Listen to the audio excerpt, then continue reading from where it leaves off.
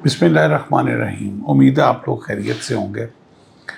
India की क्या मजबूरी है कि वो एक दफ़ा फिर पाकिस्तान के साथ जंग करना ही चाहता है।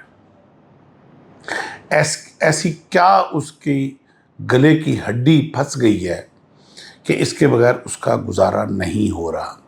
इवन के जो प्रॉक्सीज वो बलूचिस्तान में BLA की सूरत में, KPK में, वो नॉर्दर्न फ्रंट पे, वो वेस्टर्न फ्रंट पे, वो TTP की सूरत में जो वो खेल रहा है, उन खिलवाड़ के साथ भी उसकी तसल्ली नहीं हो रही। और ऐसी क्या मजबूरी आन पड़ी है कि वो अब जंग ही चाहता है। आज इसके ऊपर बात करने के लिए मैं आपका कुछ टाइम लूँगा।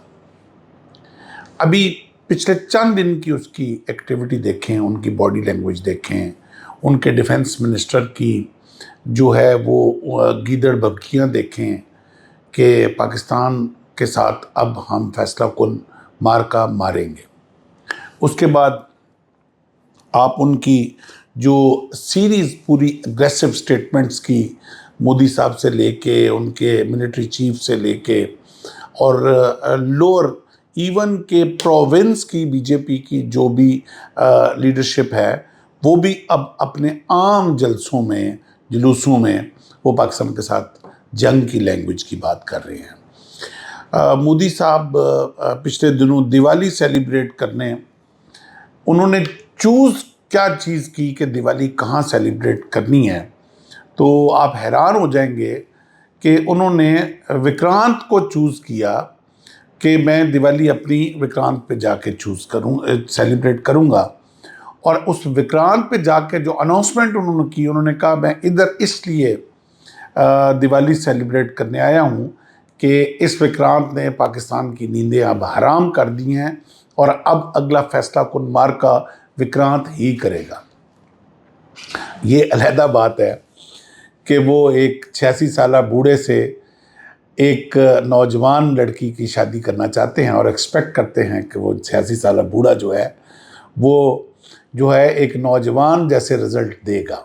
विक्रांत की जो वर्थ थी वो पूरी दुनिया ने देखी। ये वही विक्रांत है जिसके बारे में गोदी मीडिया जो है वो मई में इसको लाहौर के समंदर तक ले आया था, और इसी विक्रांत से उन्होंने इस्लामाबाद के समंदर में जाके इस्लामाबाद को फतह किया था।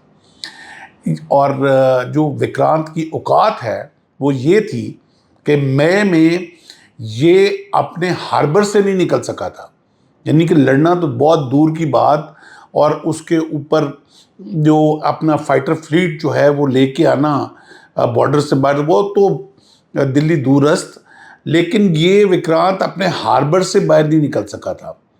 और जिस आबदोज के सर पे इस विक्रांत ने निकलना था, उसकी रेडी कम्युनिकेशन जो है वो जैम हो चुकी हुई थी, और वो जैम भी किसी और ने नहीं की थी, हमारे अपने इंडिजिनस सिस्टम NRTC के डेवलप्ड सिस्टम ने वो जैम की थी।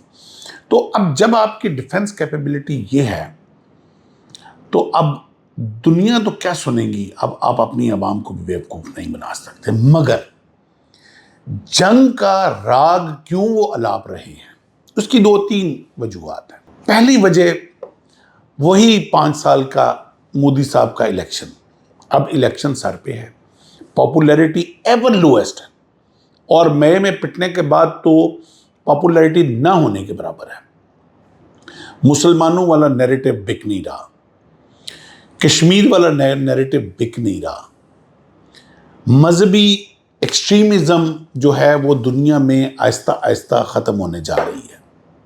तो आज आके उनके पास सिर्फ इलेक्शन जीतने के लिए एक नैरेटिव बचता है, वो है पाकिस्तान। जंग लगे, पाकिस्तान मारे, नफ़रत बढ़े पाकिस्तान के ख़िलाफ़, मुसलमानों के ख़िलाफ़ नफ़रत बढ़े, और बीजेपी का जो है बोलबाला हो। ये बिल्कुल इसकी मिसाल वैसे ही है कि एक शख्स जिसकी जॉब कब्रिस्तान में गोरकन की हो, तो वो हमेशा कोई ऐसी वबा फैलाने के ऊपर बज़िद रहता है जिससे लोग ज़्यादा मरें, ताकि उसका कारोबार चमके और मुर्दे ज़्यादा से ज़्यादा कब्रिस्तान में आएँ। दूसरी वजह, पाकिस्तान की जो ڈپلومیسی ہے اس کا بڑھتا ہوا خطے میں اثر رسوخ۔ چائنا ہمارا شروع سے ایک ایسا رشتہ جو سمندروں سے گہرا اور ہمالیہ سے اونچا، وہ مزید سٹرینتھن ہوا مئی کے جنگ کے بعد اور رافیل کے گرنے کے بعد۔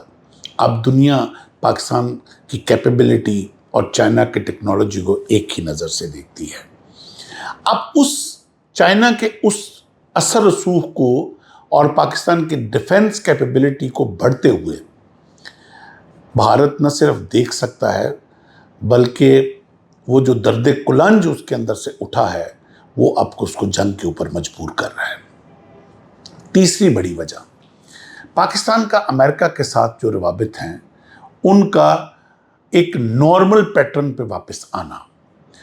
20 سال بھارت نے انویسٹ کیا، بڑی بڑی بلیک راک جیسی جو ایجنسیوں ہیں ان کے اندر بڑی انویسٹمنٹ کی، انہوں نے لابنگ کی، سینیٹرز خریدے، لابسٹ خریدے، اسٹریٹجسٹ خریدے، جسٹ کہ وہ جو ایک اسٹیبلشمنٹ ہے یو ایس اے کی اس کے اندر پاکستان کے بارے میں ایک نیگیٹو امیج پیدا کریں، اور نہ صرف ڈیموکریٹس کو بلکہ ڈپلومیٹس کو بھی وہ اس چیز کے اوپر راغب کریں کہ وہ پاکستان سے دور ہو جائیں۔ تو اس میں کافی حد تک وہ کامیابی ہوئی، اور کامیابی اس حد تک جا چکی ہوئی تھی کہ جو بائیڈن نے پاکستان کے پرائم منسٹر کو، جب عمران خان صاحب ادھر پرائم منسٹر تھے، تو ہر طرح کی کوشش کی گئی کہ ایک دفعہ جو بائیڈن جو ہے وہ عمران خان صاحب کے ساتھ فون پہ بات کر لے، مگر انہوں نے یہ بھی گوارا نہیں کیا تھا، اور اس کے پیچھے ساری لابنگ جو تھی وہ را کی تھی اور بھارت کی تھی۔